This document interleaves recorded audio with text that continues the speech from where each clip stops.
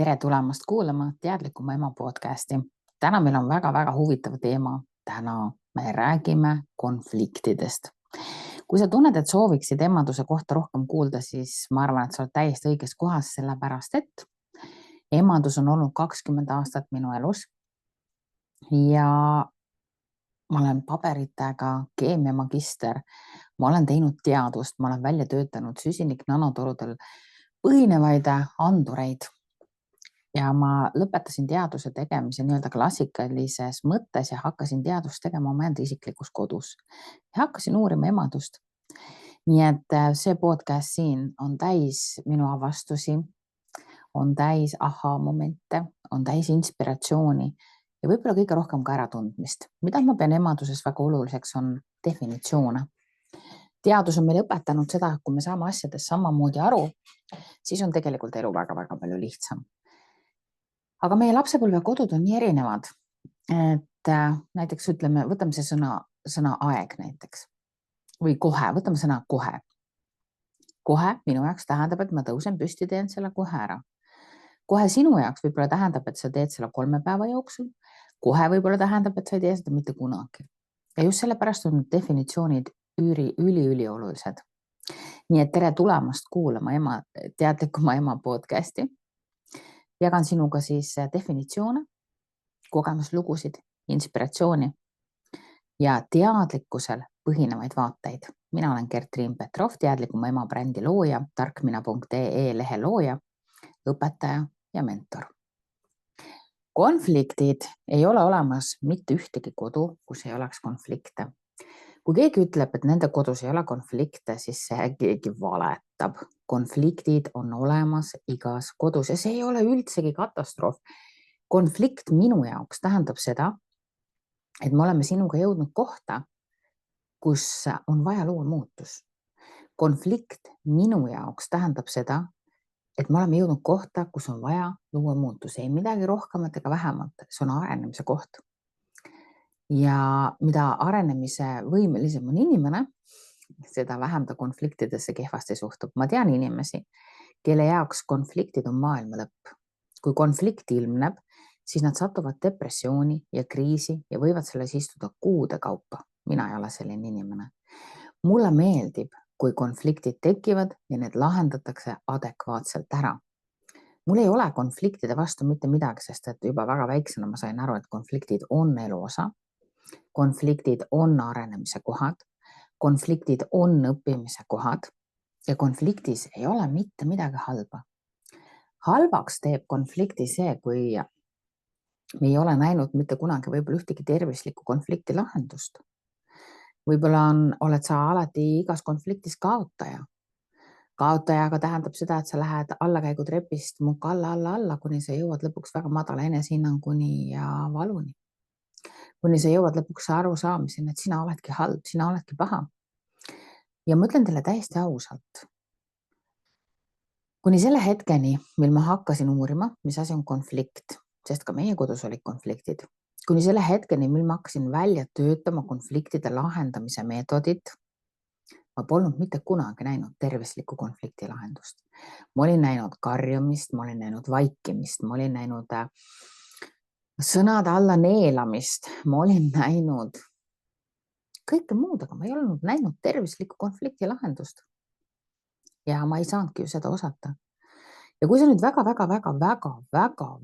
ausalt vaatad enda ellu ja paned tähele, et ka sinul ei ole mitte kordagi olnud õnne näha tervislikku konflikti lahendust, siis suur tõenäosus on, et sa ei oska seda tegelikult ise teha. Ja see on juba hästi suur asi öelda, ma ei oska seda teha. Ja samas sa tead emana, et kõik konfliktid lõhuvad. Mina olen selline inimene siis, kes on nende traumadele otsa vaadanud. Enamus traumasid tulebki väga halvast konflikti lahendusest. Enamus traumasid tulevad väga halvast konflikti lahendusest. Näiteks konfliktid õdede-vendade vahel võib lõhkuda inimese minapildi nii kildudeks, et ta läheb ussikesena maailma. Ja reaalselt siis tal on elu väga raske, sest teda kasutatakse ära. ja mulle teeb väga-väga haiget, kui vanemad ütlevad, et konfliktid laste vahel on normaalsed. Mida häkki, mis asja te räägite? Konfliktid laste vahel ja on normaalsed, aga lapsed vajavad iga konflikti juurde täiskasvanud inimest, kes aitab neil mõista, kuidas seda konflikti lahendada.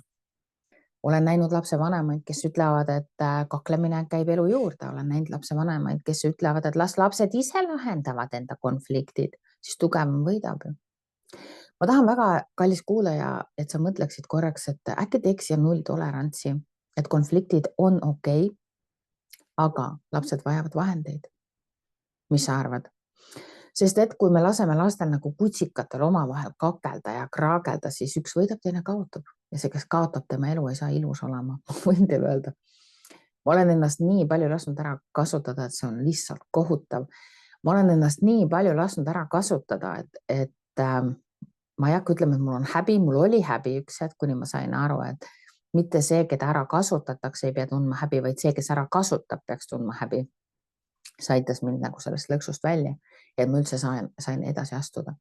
Aga ma ei tulnud selle pealegi, et ma olen väärt midagi, sest et lapsepõlves toimuvad konfliktid lõhuvad väga oluliselt. Ja ma tahaksin seda rõhutada, et inimene, kes on ära lõhutud lapsepõlves, ei tegele elu elamisega. Ta tegeleb kildude kokku leppimisega. Nii et ma loodan, et te saite aru, kui kirglikult ma sellesse konfliktide teemasse suhtun, sellepärast, et see on elutöö. Ma olen ise nii katki tehtud, et Püha Peeter, ma siiamaani korjan veel kildu üles. Ma naeran, et ma pole veel elama hakanudki. Ma siiamaani korjan veel kildu üles ja sellepärast olen ma võtnud oma hinge asjaks uurida konflikte, mõista konflikte ja anda lahendusi konfliktidesse. Aga defineerime siis ära, mis asi on konflikt. Oled valmis? Konflikt tähendab sellist olukorda, kus kahe või enama inimese vajaduse, mõtte, väärtuse või eesmärgi vahel tekib vastuolu. Konflikt on tegelikult vastuolu. Vastuolu füüsilisel tasandil näiteks. Mina tahan, et vannis oleks soe vesi, tema tahab, et vannis oleks jahe vesi. Võib-olla keha lihtsalt tajub temperatuuri ääretult erinevalt näiteks on ju. Meil on ju 5 tunnetusvahendit, välistunnetusvahendid ja igal inimesel töötavad need tunnetusvahendid erineva sellise tugevusastme pealt. Ja kui ühel lapsel näiteks töötavad tunnetusvahendid hästi tugevalt ja teisel õrnemalt, siis tekibki see, et siin haiseb, ei siin ei haise, ära pane seda lõhna, ei ma pean panema seda lõhna. Et üks osa konfliktidest on siis füüsilise tasandi tunnetusvahendite tasandite vahel, siis mõtete vahel. Mul on sellised mõtted, tal on sellised mõtted, nüüd läheb hõõrdumiseks mõtete vahel või siis tunnete vahel. Mul on sellised tunded, tal on sellised tunded või siis vajaduste vahel. Mul on vajadus magada, tal on vajadus tantsida ja muusika valjuks panna näiteks. Või siis väärtuste vahel, mina väärtustan sellist asja, tema väärtustab sellist asja. Või siis eesmärkide vahel, minul on selline eesmärk, temal on selline eesmärk ja nüüd meil tekivad vastuolud. Aga see ongi see, me peame saama aru, et konflikt on vastuolu ja eriti lahe oleks, kui me saaksime aru, milliste asjade vahel on tekkinud vastuolu. Millise tasandi vastuoluga meil on tegemist. Konflikt ei tähenda automaatselt tüli. Konflikt on pigem erinevuste kokkupõrge. Me peame seda teadvustama ja siis me peame seda lahendama. Mina olen täna välja töötanud tagasikerimise meetodi, mida ma nüüd juba novembrikuus jagan oma koolitusel, konfliktide meistriklassi koolitusel, et kui sa tahad teada siis sellist meetodit, mis töötab, et kui sa annad edasi, et lapsed oma vahel enam ei kakleks, kui sind väga-väga huvitab see teema, et lapsed ei kakleks oma vahel, siis tagasikerimise meetod on meetod, mida ma sellel kursusel hea meelega teiega jagan. Et teadlikumema.ee kursused aeg-ajalt hoidke seal silma peal, et seal tuleb veel palju häid kursusi, on ju. Nii et konflikt ei tähenda tüli, see tähendab erinevuste kokkupõrget ja minu meelest oleks hästi tore see, kui meie perest läheksid ellu inimesed, kes ei kardaks konflikti, kes saaksid aru, et konflikt on erinevuste kokkupõrge. Okei, siin on väga mitu tasandit. Fine, mis me nüüd edasi teeme? Nüüd me hakkame teadvustama, et see on toimunud, me ei eita seda, me ei tee nagu, et seda pole olnud ja nüüd me hakkame siia pakkuma lahendusi, on ju. ja lahendused peaksid tulema siis mõlemalt inimeselt. Ja lihtsustatud keeles siis konflikt on see, kui kaks vajadust või arvamust ei mahu samal ajal ühte ruumi. Ja mõlemad tahavad siiski olemas olla. Kompromissidega on nüüd niimoodi, et kompromisside poolt ma kord olen, kord ei ole. Ma panen tähele, et kui me teeme kompromissi niimoodi, et midagi jääb hinge kraapima, siis tegelikult kõik kaotavad. Kui me teeme kompromissi niimoodi, et hing jääb laulma, siis see on hästi tehtud kompromiss, jah. Aga veel kord, konflikt on see, kui kaks vajadust või arvamust ei mahu samal ajal ühte ruumi ja mõlemad tahavad siiski olemas olla. Minu meelest hästi armas on ju. Ohohoo. Emadusega on konfliktid paratamatud, aga emad puutuvad kokku väga mitmekihiliste konfliktidega. Sisemised konfliktid. Ma tahan olla hea ema, aga ma tahan ka ise omaenda aega. See on üks väga suur sisemine konflikt emadel. Ma tunnen süüd, kui võtan tööpäeva, kui teen lisatööpäevi ja ma ei ole oma lastega koos. Ma olen väsinud, aga mu laps vajab mind. Panete tähele, need on kõik sisemised konfliktid. Sisemised konfliktid lõhestavad ema ja sisemised konfliktid teevad ema sisse sellise väsimuse tunde. Ja sisemised konfliktid ongi tegelikult selle taga, et ema on väsinud. Kui ema just muidugi täielikult magamata ei ole, on ju. Sisemised konfliktid on tegelikult täiesti lahendatavad. See on ju täpselt seesama. Kaks vajadust või arvamust ei mahu samal ajal ühte ruumi, ainult et nüüd on selleks ruumiks sinu mõttemaailm. Teadlikuma ema klubi tegeleb mõttemaailma muutustega, tegeleb emotsioonide vabastamisega. Ma täiega kutsun sind. Kui sa said nüüd aru, et sul on sisemine konflikt ja sa tahad midagi väga arukat teha, siis alati oled oodatud klubisse. Eriti lahe sisemiste konfliktide puhul on näha seda, et sa ei ole ainus. Seal on kari emasid, kes ütleb, jaa, me kõik tunneme nii. Väärtuskonfliktid kahe olulise vajaduse vahel. Tahan olla hea ema, aga tahan ka ise oma aega. Sellised konfliktid tegelikult ei peaks olema emaduse osa. Sellised konfliktid, sisemised konfliktid on teadmatuse tagajärg. Ehk meil ei ole antud sellist haridust, et oota, mina ei ole mõte, mul on mõte. Okei, ma saan aeglustada oma mõtteid, ma saan häälepaelu lõdvestades oma mõtteid vaigistada, aga ma saan ka mõtteid vabastada ja oot, kui ma ei ole oma mõte, kust ma oma mõtteid sain, kuidas ma saan oma mõtteid muuta. Meil on sellisest haridusest tegelikult nagu nii vajaka, et see on lihtsalt ulme lausa. Aga teadlikum ema klubi ongi tulnud selleks, et seda kõike õpetada ja just emaduse kontekstis. Siis on suhtekonfliktid. Kui sul on partner ja sul on konflikt, et kuidas seda last kasvatada, siis kodused rollid, vaba aeg. Konflikt võib olla ka teiste emadega või vanavanematega näiteks. Erinevad kasvatusstiilid, erinevad arusaamised. Ma mäletan, et kui mina otsustasin, et ma jään koduseks emaks, siis mul tekkis konflikt minu ja maailma vahel, sest kõik hakkasid mulle näpuga näitama, et endal on nii kõrge haridus ja nüüd passid ainult seal kodus.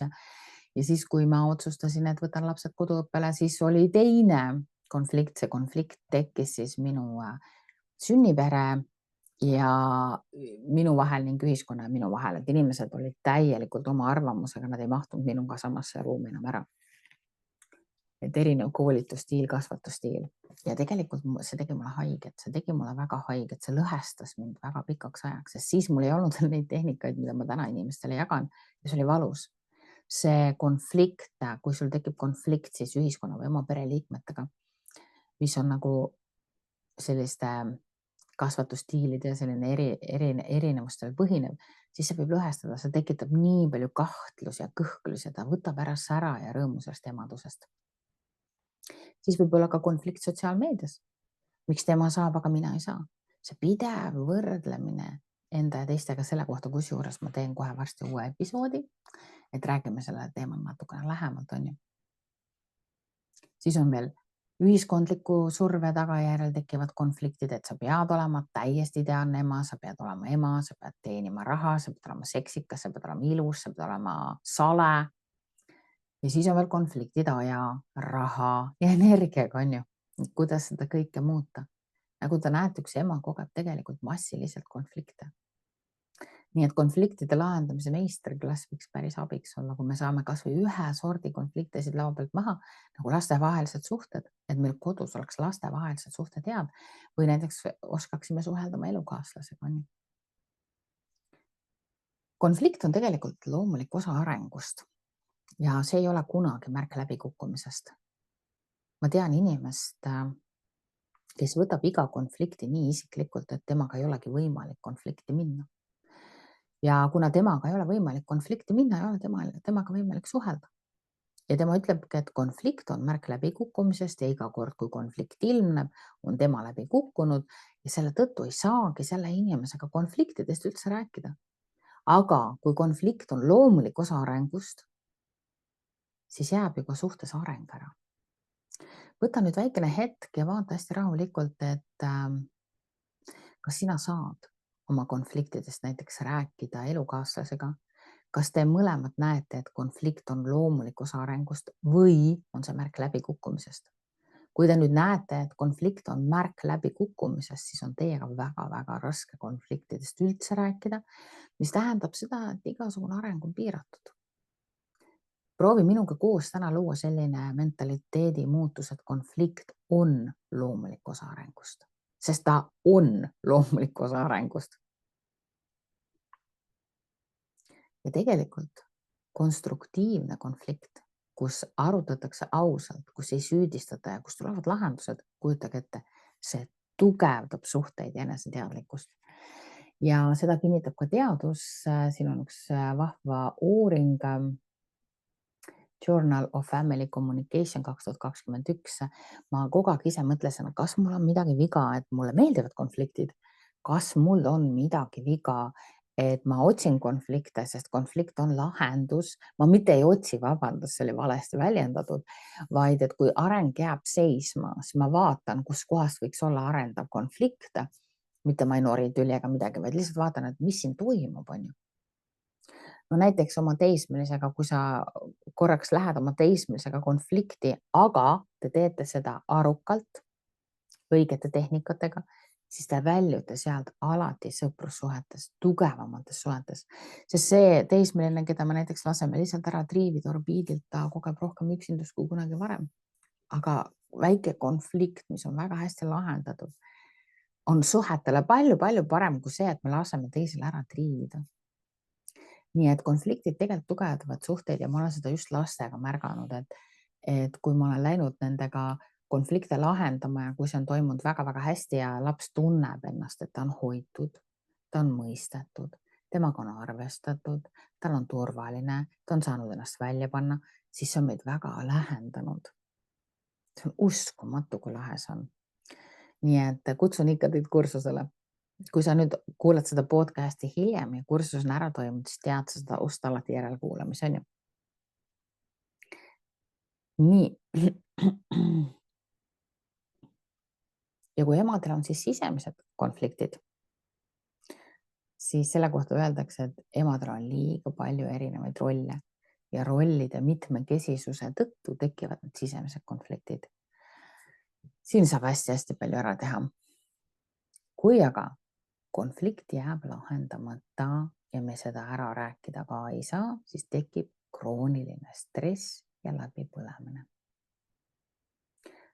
Võtame nüüd siin koos aega, mõtleme, meil on läbipõlemise buum, meil on nagu täielikult läbipõlemise buum, meil on stressi ajastu. Kas me siis võime tegelikult väga julgelt väita ühte sellist asja, et meil on lahendamata konfliktid? Me kõnnime munakoortel, me ei julge rääkida ja väga tihti on see just selle tõttu, et meil ei ole teadmisi, kuidas seda teha või meie vastane ei ole üldse valmis kuulama, ehk on natukene nartsissistlik iseloomuomadustega. Ning sotsiaalmeedia on muidugi tulnud siia selleks, et konflikti aina süveneda, on ju, väärtused dissonantsid. Me näeme ideaalpilte, aga me ei näe seda, mis seal taga on. kunagi tuli üks ajakirjanik tahtis meist lugu teha, aga sellel päeval oli minu mehel väga halb tuju. No ja te teate, et kui mehel on halb tuju, siis ega mehed enda tujusid ei varja. Mehed on nagu tindikalad ja lasevad oma emotsioonid igale poole laiali läbi oma pilgu, kehahoiaku. Mehed ei hellita ega ei poputa. Ja see on üks asi, mis mulle meeste juures tegelikult ei meeldi ja mida ma oma poegadel olen proovinud seletada, aga ma ei tea, kui hästi see mul välja tulnud on. Ja siis, kui see ajakirjanik tuli, siis ma kraapisin kokku kogu oma emotsionaalse ressursi, tõstsin lapsed ülesse, putitasin mehe enam-vähem okeiks ja mis tehti ilus kaanepilt. Aga alati, kui ma seda kaanepilti vaatan, siis mina tean selle lugu taga. Aga kui teie vaatate seda kaanepilti, siis te arvate, et see on üks imeilus lugu seal taga. Nii et kui sa näed midagi, siis alati tead, sa ei näe tegelikult kogu lugu. On ju? Et sa ei näe tegelikult kogu lugu.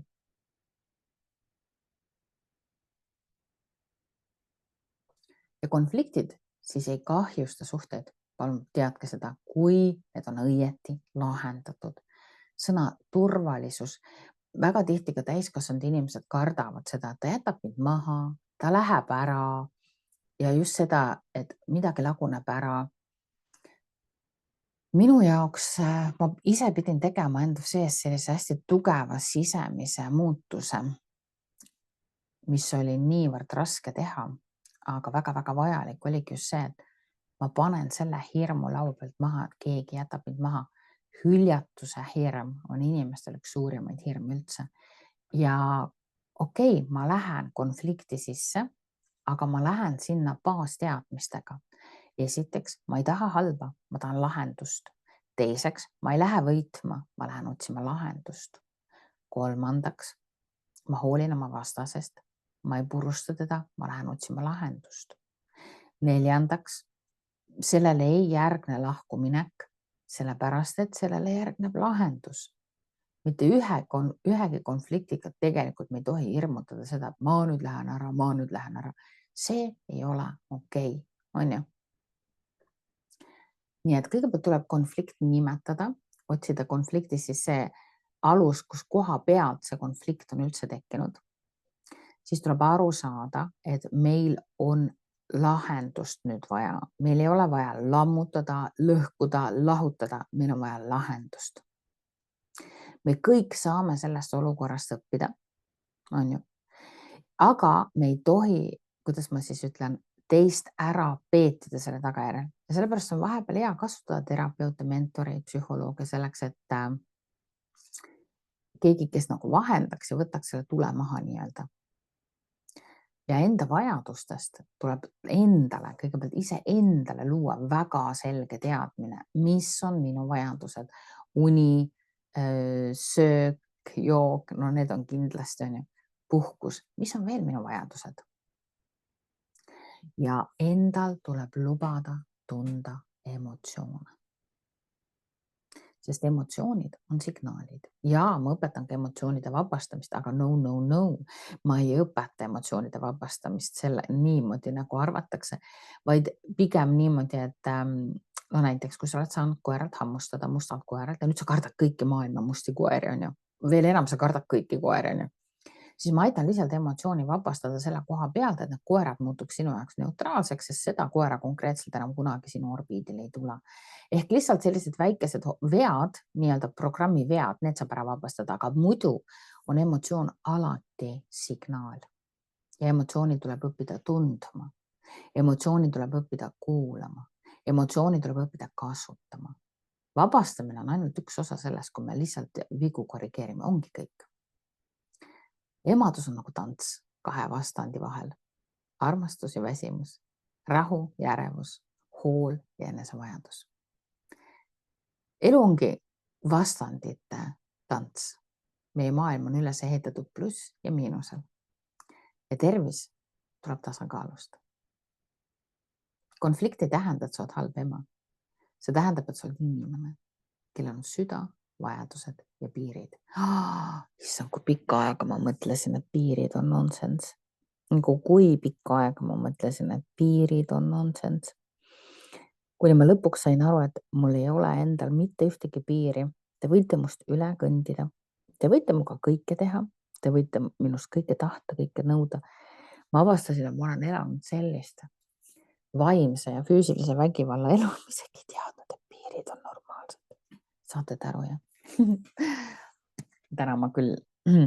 Täna on minu jaoks hoopis teine lugu. Nii et ja emadel on ka piirid, igal inimesel on olemas piirid. Ja need piirid on siis kas moraalid või väärtusel põhinevad, aga piirid tuleb alati üles leida. See ongi meil emadus, on ju. Mina igatahes olen emaduse mega suur fänn, sest see on mulle õpetanud väga-väga palju.